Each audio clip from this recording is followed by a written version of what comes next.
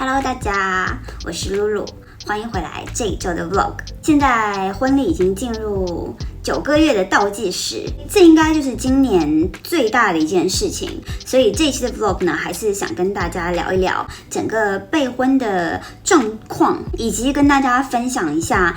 在澳洲办一个婚礼大概的预算以及准备的流程。我知道在国内办婚礼，很多新人都会选择找婚礼策划来帮自己减轻点这个筹备婚礼的压力。但是在澳洲呢，因为人工非常的昂贵，而且婚礼的整个筹办的费用已经是非常高的，所以很多新人都会像我这样选择自己去筹划，直接省掉 wedding planner 的这个费用。婚礼筹备就真的需要考虑很多事情，特别是办婚礼，大部分人都是没有经验，第一次嘛。一想到在这个过程当中有多少事情要去筹划，要去安排，就会觉得天哪，有一点 overwhelming 的感觉。所以为了稍稍降低这个筹划过程中的焦虑，我们的方式就是把需要筹划安排的事情割成几个大块，按照时间线去一件一件的安排。比如说婚礼倒计时1年的时间要去安排的事情，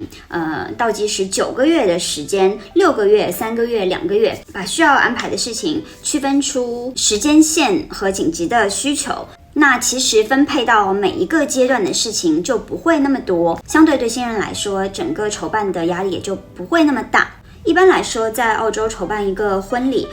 最少可能要考虑大概提前1年的时间去筹办。第一件最重要去考虑的事情，可能就是婚礼的预算。因为这个预算的数字很大的程度上会影响到你的之后的很多决定，包括场地的选择、宾客的数量，所有需要筹备的东西其实都离不开一个钱字。而且在澳洲随礼的习俗比较不一样，大部分人礼还是比较轻的，所以办这个婚礼你基本不太可能考虑还能赚钱这个问题。所有的礼金收回来之后，自己基本上还是要垫付绝大部分的。现在在澳洲办一个婚礼也确实价格不菲，给大家参考的一个平均价吧，大部分人新人整个婚礼的流程大概可能5到8万澳币这样子一个区域。决定好大概婚礼筹办的预算之后，接下去很重要的一点就是选择场地。虽然说感觉好像有1年的时间去筹办，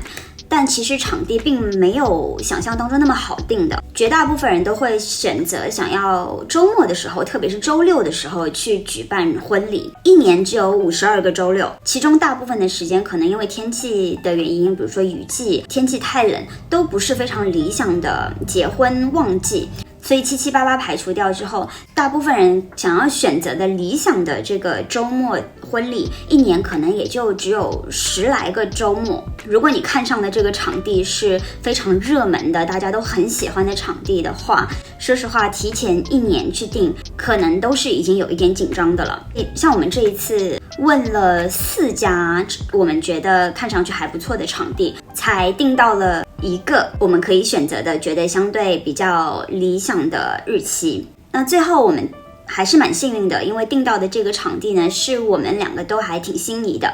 而且都已经去看过的场地，近期都有去参加过婚礼，觉得基本满足我们全部需求的这样一个场地。所以因为怕我们的那个日期最后又被抢走，我们就赶紧把这个首期的这个定金先交了。今天的任务呢，就是跟他们约了去面谈。我想今天的流程应该就是首先带我们整体参观一下他们的场地，过一下整个需要筹备的流程，婚礼当天的流程，我们需要去做的工作，以及如果我们有什么问题的话，今天就是一个非常好的跟他们沟通的机会。那我们差不多出发了，一起跟我们去看一看这个 wedding venue inspection 是什么样的吧。 Let's go。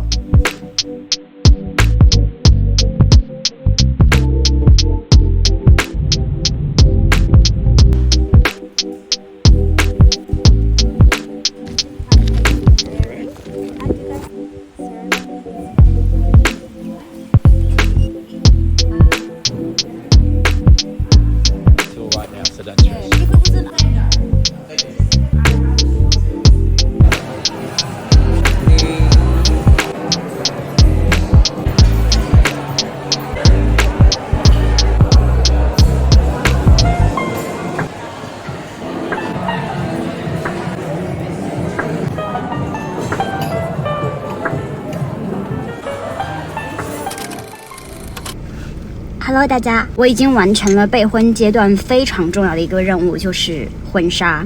起码是主纱吧，主纱已经定了。现在距离婚礼差不多还有9个多月嘛，我本来以为我的时间是非常充足的，但是我走了几家婚纱店之后，我发现其实我的时间是蛮紧迫的。因为婚纱其实你很难从直接就买了就拿走，它一定是最少也要帮你改动那个尺寸的，但绝大部分的情况下，你需要或多或少的进行一些定制，所以这个定制的过程是很漫长的。我问下来，大多数的婚纱店，定制的过程最少也要3个月到10个月，要看你这个定制的程度。如果你非常非常着急的话，就变成你的选择会非常的少，你可能根本就没有办法做任何的改动。婚纱这个东西对女孩子来说，可能内心当中想要的那个细节是非常多的，元素是非常多的，你很难去走到婚纱店里面，正好就找到一件一模一样，跟你心目中想象当中一模一样的那一条，非常非常困难。它一定有一些元素是不符合你的要求的，这个时候就需要一些改动。所以我蛮推荐大家越早越好，如果能提前1年左右的时间去寻找，的话，应该会给自己更多的一些选择的空间。婚纱店我走了起码有7、8家吧，我建议大家最好是预约，特别是一些比较小的婚纱店，它其实都是预约制的，它平时都不一定有人，所以你如果只是当场就想进去试的话，它都不一定开门。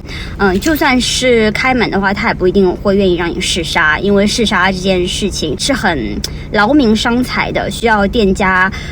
员100%的 attention 在你身上。我还算运气挺好，走了大概5、6家婚纱店，让我试到2家，他们正好没有人，其中1家竟然就被我找到了我想要的那一件，基本上所有的元素都符合我内心大概想要的那个样子，但它还是要按照我的尺寸去定制一条的，因为我算是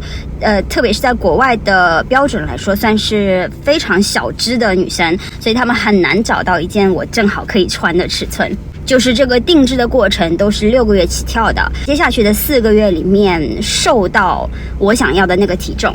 因为那个时候就开始倒计时，婚纱开始定制了，那个时候开始起你的身形就不能有太大的变化了，因为到最后的那个成品应该就是开始定制时候的你的那个尺寸。所以再给大家强调一遍，婚纱开始选越早越好，起码给自己留10个月的时间去选择婚纱，给自己最大的选择空间。最好要预约试纱，有一些店是有试纱费的，30到50不等，有一些是没有的。还有就是预算上面的话，这个真的因人而异了，但在我看来，在普通的你可能要考虑2000起跳，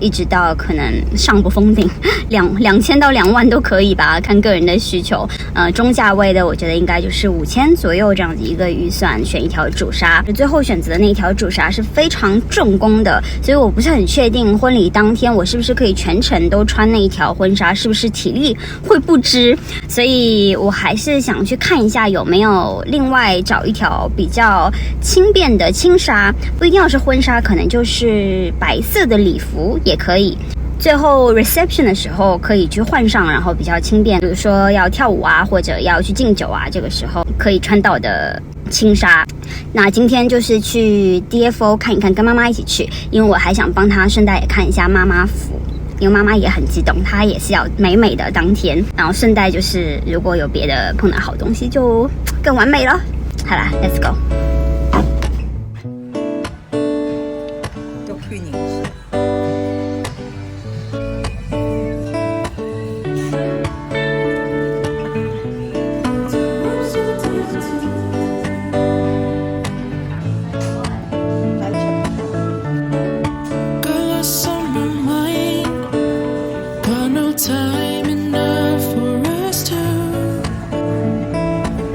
avoid the moments when I can't focus on you. Used to wait till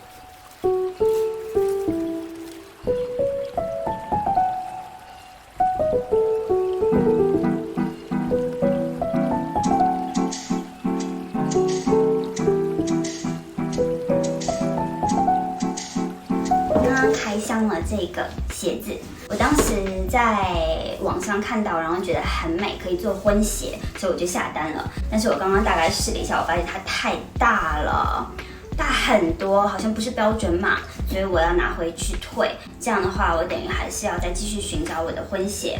婚鞋不是特别着急，需要什么时候买呢？在我下一次婚纱量尺寸定版的时候，婚鞋要带去给他们量，这个准确的高度也要计算在那个婚纱的制作里面。所以我本来以为我是提前完成任务了，可惜并没有。那这一期呢，主要就是跟大家分享一下目前备婚的进度，以及在澳洲办一个婚礼，大概倒计时9个月、10个月这样子的一个时间段里面需要完成筹备的工作。大家需要已经确定下来的点就是你婚礼的预算，你想要的场地基本这个时候要定下来了，最好定下你的那条婚纱，这应该是最主要的几个任务，也是你最早需要去完成的部分。接下去还有很多的细节要去操作，包括差不多要去定摄影摄像、